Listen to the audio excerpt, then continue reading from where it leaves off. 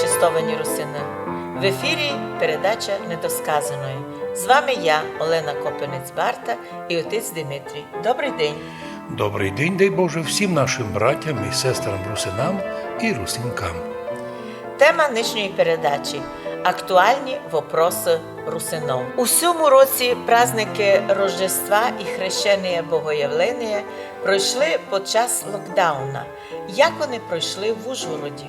Всі наші праздники ми провели, як кажуть, як пише книжка, виконуючи предписання медиків.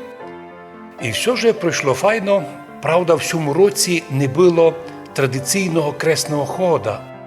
Но люди вийшли на вулицю і на ріку Уж і Йордан кресним ходом самі.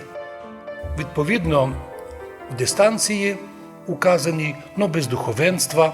А там ми всі зустрілися, архієрей, народ Божий, духовенство, і там провели величественне і благодатне освящення води. З кафедрального собору в Ужгороді йде ежедневна трансляція богослуження, читання апостола Євангелія і проповіді.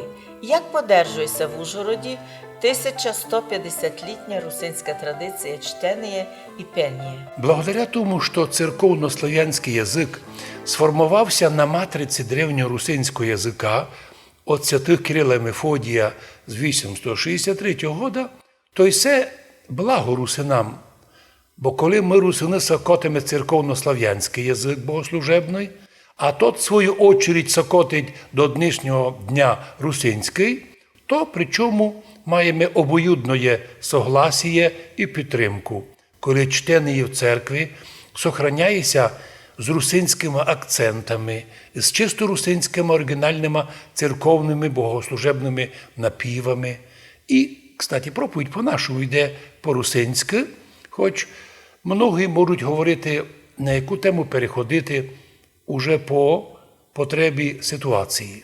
На українську мову, на руський язик, комусь треба по-мадярськи, но найбільше, кажемо, 90% ми говоримо у всіх наших передачах, служеннях, співах по-русинськи.